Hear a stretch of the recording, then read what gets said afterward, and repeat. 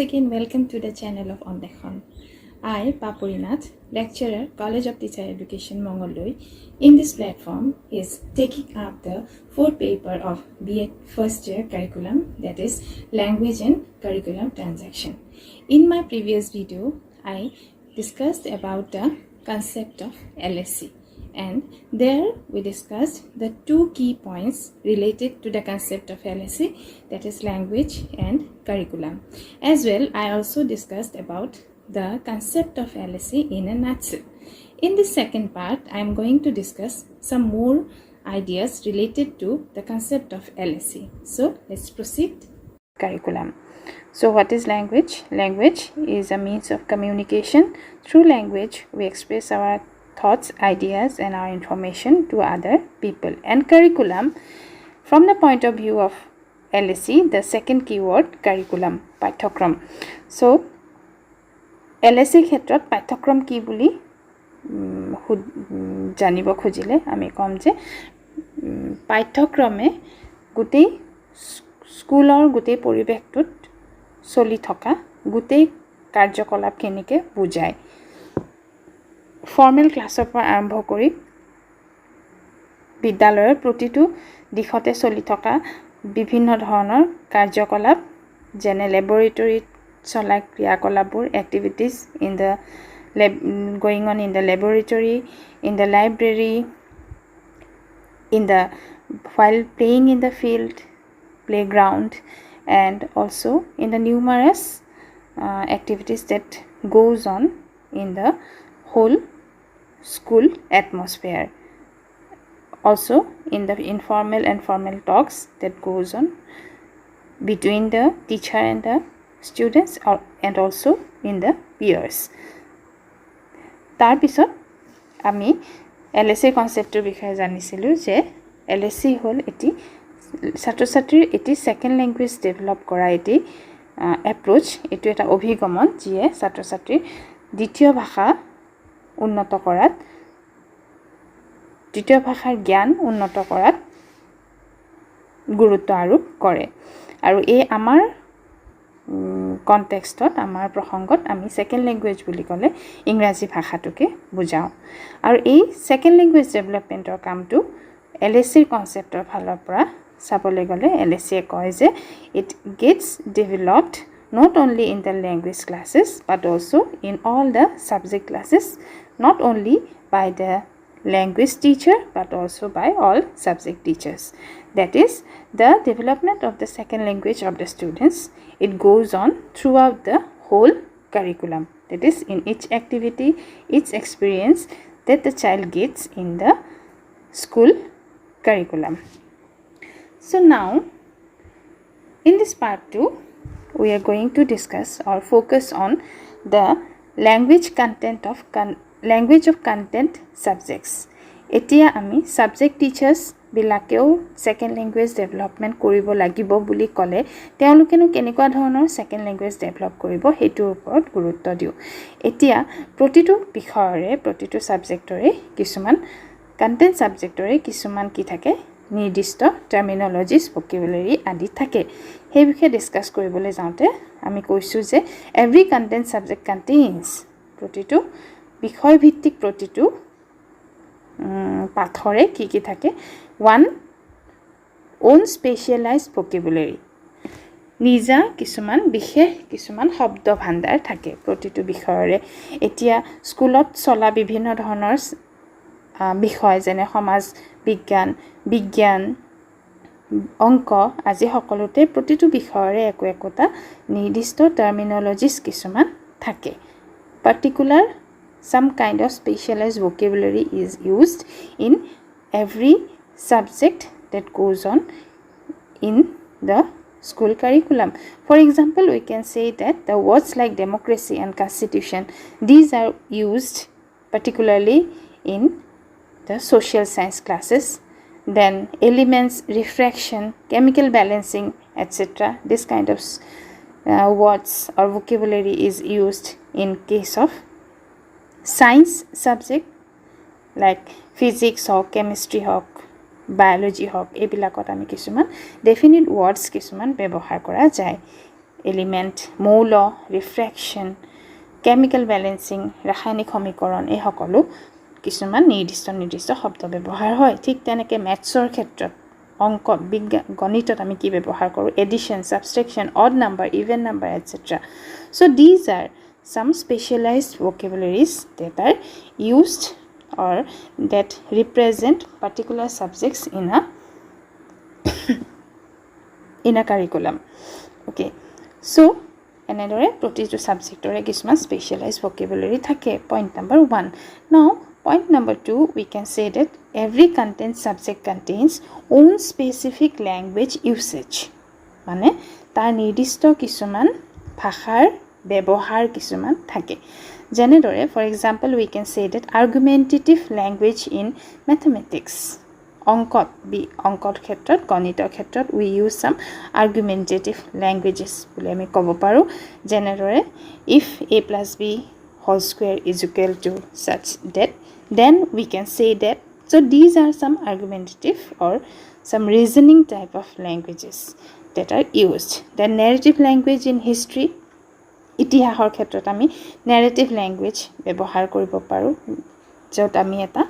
ভাষা গুটেই কাহিনী এটা আমি য'ত এটা নেৰেশনৰ টাইপত আমি বৰ্ণনা কৰো আৰু ইয়াৰ ক্ষেত্ৰত কি হয় প্ৰায় পাষ্ট টেন্সটো ব্যৱহাৰ কৰা হয় হিষ্ট্ৰীৰ ক্ষেত্ৰত আমি প্ৰায় পাষ্ট টেন্সটো ব্যৱহাৰ কৰো য'ত এটা স্পন্টেনিয়াস ফ্লো এটা হৈ আহে এটা নেৰেশন হৈ আহে of a particular content then experimental language in science সায়েন্সৰ ক্ষেত্ৰত বিজ্ঞানৰ ক্ষেত্ৰত যেতিয়া ল্যাবৰেটৰীত কৰা এক্সপেৰিমেন্ট বিলাকৰ ওপৰত যেতিয়া ছাত্ৰ ছাত্ৰীয়ে তেওঁলোকৰ ৰিপৰ্ট সমূহ লিখে তেওঁলোকৰ প্ৰ্যাকটিক্যাল বুকছত যেতিয়া তেওঁলোকৰ এক্সপেৰিমেন্টবোৰৰ বিষয়ে লিখে তেতিয়া তেওঁলোকে তাতে কিছুমান এক্সপেৰিমেন্টাল ল্যাঙ্গুৱেজ কিছুমান ব্যৱহাৰ কৰা দেখা যায় ঠিক তেনেদৰে number 3 we can say that different writing genres বেলেগ সাবজেক্টৰ বেলেগ বিষয়ৰ কি থাকে ডিফাৰেন্ট ৰাইটিং জেনাৰ্স মানে ৰাইটিং ষ্টাইল কিছুমান জেনাৰ কিছুমান থাকে যেনেকে science report writing is different from history report writing okay in case of science report writing we use some kind of experimental languages we can say where mainly passive form of a sentence are mostly used passive forms যেনেদৰে আমি ক'ব পাৰো যে কিবা এটা ৰাসায়নিক বিক্ৰিয়াত সালফিউৰিক এসিডৰ ক্ষেত্ৰত sulphur আৰু অক্সিজেন মিক্স কৰি কিবা এটা আমি এটা বেলেগ এটা আমি ৰাসায়নিক বিক্ৰিয়া ঘটাই বেলেগ এটা আমি এলিমেন্ট এটা পালো সো ইয়াৰ ক্ষেত্ৰত আমি প্ৰায় passive voice ব্যৱহাৰ কৰা দেখা যায় so this kind of language is different from history report writing history report writing হতো আকো কি হ'ব তাৰ narration to কৰা হ'ব past tense ব্যৱহাৰ কৰি তাৰ narration to কৰা হ'ব তো এনেদৰে প্ৰতিটো content subjectৰে কি থাকে there are some specialized vocabulary specific language uses and different writing genres now from this এই গোটেইখিনিৰ পৰা we can imply so this implies number 1 it says that a sufficient amount of language is needed for comprehension and use of knowledge so to comprehend this kind of different kind of vocabularies genres specialized vocabularies to understand them this kind of sufficient amount of language এনেকুৱা ধৰণৰ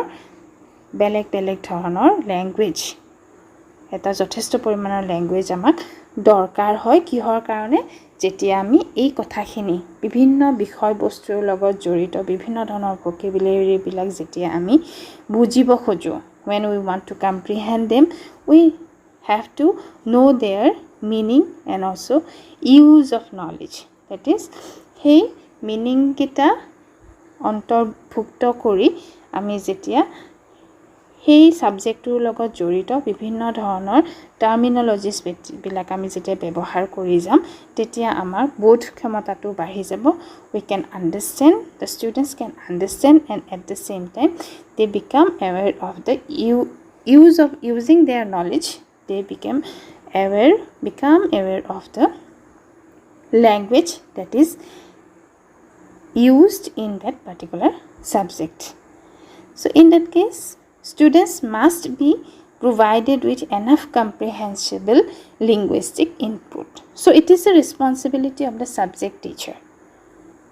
The language teacher will do his or her work, and in case of subject classes, it is the responsibility of the subject teachers to provide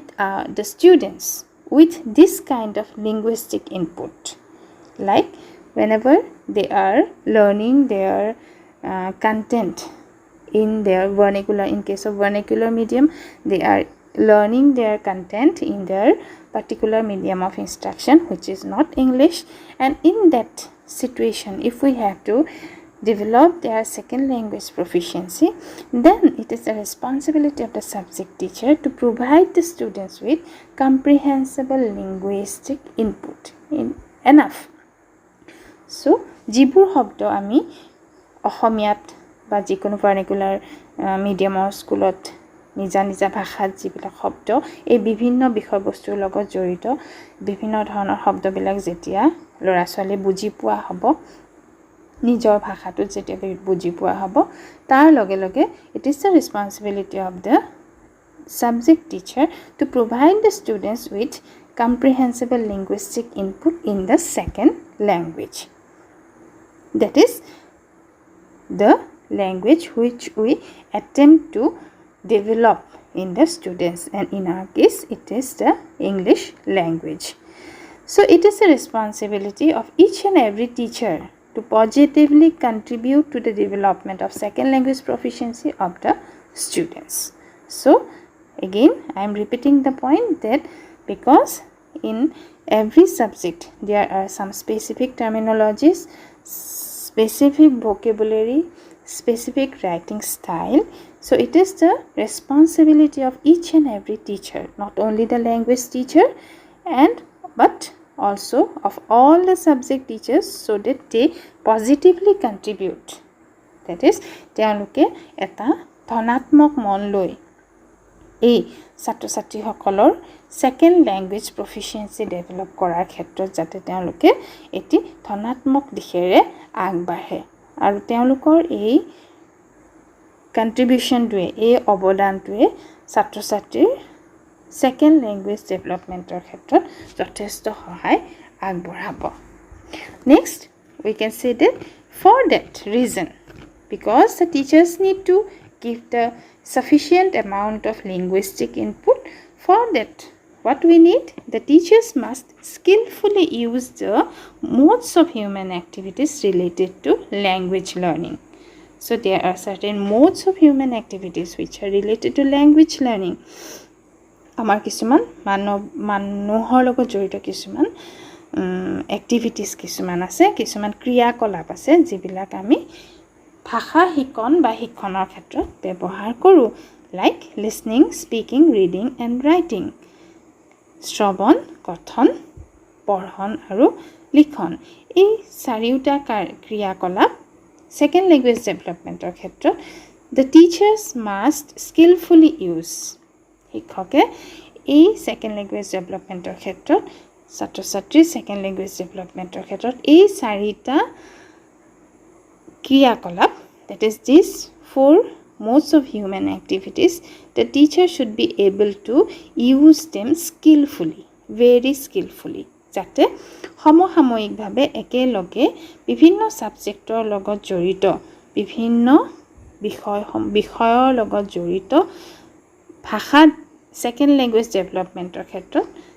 শিক্ষকসকলে যাতে এই কৌশলপূৰ্ণভাৱে এই চাৰিওটা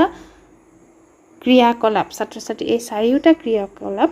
ডেভেলপমেন্টৰ জৰিয়তে তাক উন্নত কৰাৰ জৰিয়তে ultimately the teacher becomes able to develop the second language proficiency of the students, because these four skills are very necessary for the development of any kind of language. Any language that needs to be developed, it should be developed through the medium of these four skills. Okay, then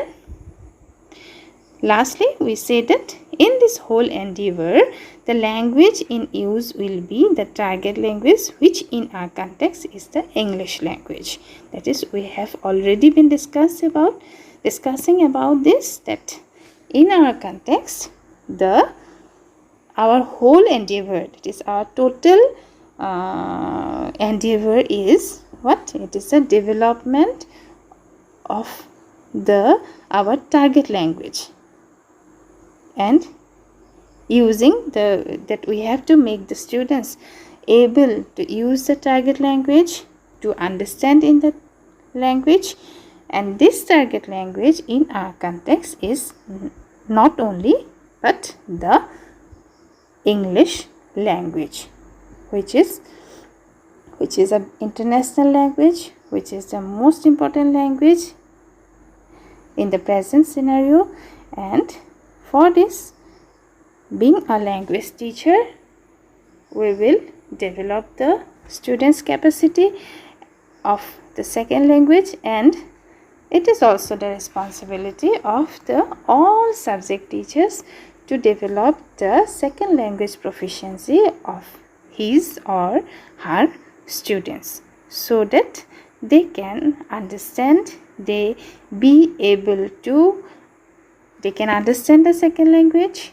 they can express themselves, express the particular vocabulary used in that particular subject in the second language, and as a result, the second language proficiency of the students, it enhances through the endeavor of the subject teachers also. So in this video, I have discussed the second part of the concept of LSE, and